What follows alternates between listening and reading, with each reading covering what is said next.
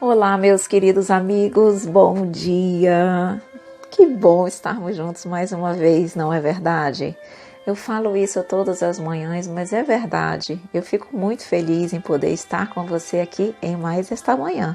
Muito obrigada pela sua companhia. Meus queridos amigos, vamos dar continuidade então ao estudo do Livro dos Espíritos aqui no Pétalas do Espiritismo. Hoje vamos ver o questionamento 540, estudando sobre a ação dos espíritos nos fenômenos da natureza, no capítulo 9 da intervenção dos espíritos no mundo corporal. Kardec questiona: os espíritos que exercem ação nos fenômenos da natureza operam com conhecimento de causa, usando do livre-arbítrio ou por efeito de instintivo ou irrefletido impulso? Responde a espiritualidade: uns sim, outros não. Estabeleçamos uma comparação. Considera essas miríades de animais que pouco a pouco fazem emergir do mar ilhas e arquipélagos. Julgas que não há aí um fim providencial e que essa transformação da superfície e do globo não seja necessária à harmonia geral? Entretanto, são animais de ínfima ordem que executam essas obras, provendo as suas necessidades e sem suspeitarem de que são instrumentos de Deus. Pois bem, do mesmo modo, os espíritos mais atrasados oferecem utilidade ao conjunto. Enquanto se ensaiam para a vida, antes que tenham plena consciência de seus atos e estejam no gozo pleno do livre-arbítrio, atuam em certos fenômenos de que inconscientemente se constituem os agentes. Primeiramente executam, mais tarde, quando suas inteligências já houverem alcançado um certo desenvolvimento, ordenarão e dirigirão as coisas do mundo material. Depois, poderão dirigir as do mundo moral. É assim que tudo serve, que tudo se encadeia na natureza, desde o átomo primitivo até o arcanjo, que também começou por ser átomo. Admirável lei de harmonia que o vosso acanhado espírito ainda não pode apreender em seu conjunto. Vejam bem então, meus queridos amigos, que essa pergunta ela vem ratificar o que nós já estamos estudando pouco a pouco nas perguntas anteriores. Quando percebemos que todos nós contribuímos para o universo, todos nós temos uma tarefa, uma missão a cumprir, mesmo os mais pequeninos, mais inferiores seres aos maiores e mais intelectualizados e moralmente evoluídos. Todos nós contribuímos para o universo. Quando ele faz aqui a comparação com o reino animal, ele está mostrando exatamente isso, que todos nós contribuímos, mesmo sem ter muitas vezes consciência e noção desse fato. Os animais não têm consciência, não têm ainda intelectualidade, não têm livre-arbítrio, nem responsabilidade pelos seus atos, mas já estão contribuindo para com os fenômenos do universo. Exatamente como eles, há espíritos na mesma condição. Lembremos que o princípio espiritual, como nós falamos, ele vai se individualizando pouco a pouco, e não pensemos que quando os espíritos, logo que são criados, que já estão na condição de espíritos e que adentraram o reino nominal, que eles já estão plenos de conhecimento. De forma alguma. O conhecimento, a maturidade, o entendimento, tudo isso vai pouco a pouco sendo agregado à sua vida de espírito imortal. Então, quando ele diz aqui que mesmo os espíritos mais atrasados oferecem utilidade ao conjunto, quer dizer que eles não têm essa consciência não têm consciência desses fenômenos da natureza que eles estejam operando. Eles estão ali contribuindo para o conjunto, mas eles não têm consciência de que eles estão responsáveis por um fator A, por uma atitude A, B ou C. Então, tudo acontece conforme o desenvolvimento da nossa intelectualidade.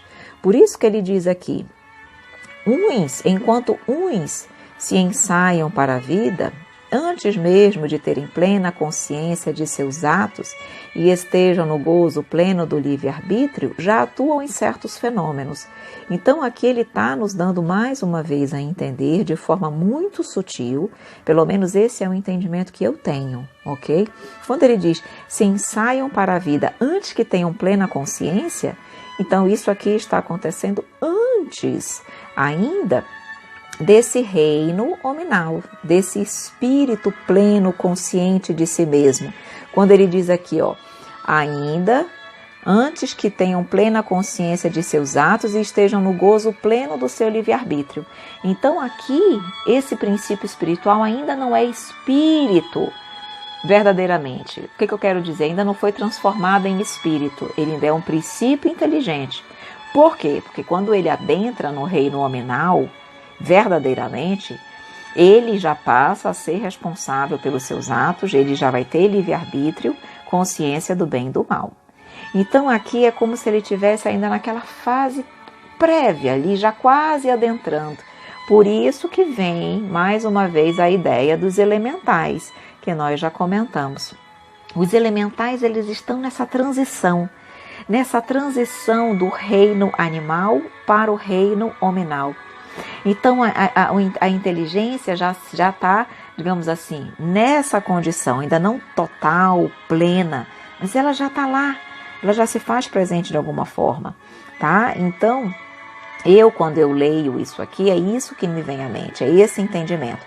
Mas vocês percebem como a espiritualidade traz tudo de uma forma muito sutil, ela vai preparando a criatura para essa informação, para esse entendimento.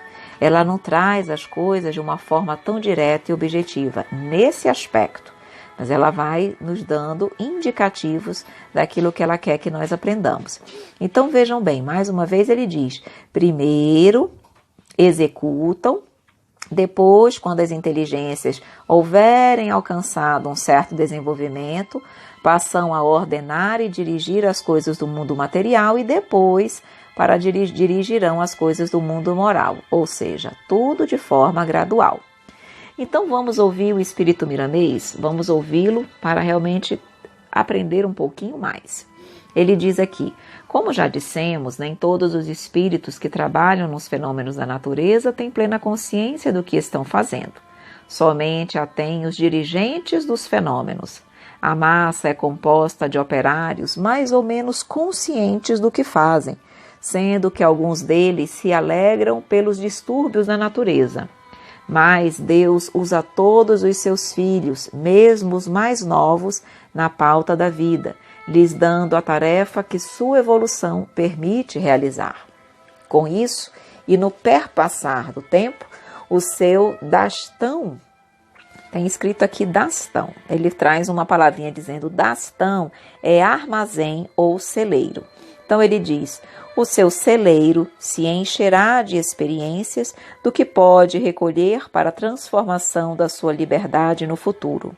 Os espíritos, pelo dizer dos mais abalizados, vieram do átomo primitivo e se expressam na sua grandeza como arcanjos divinos.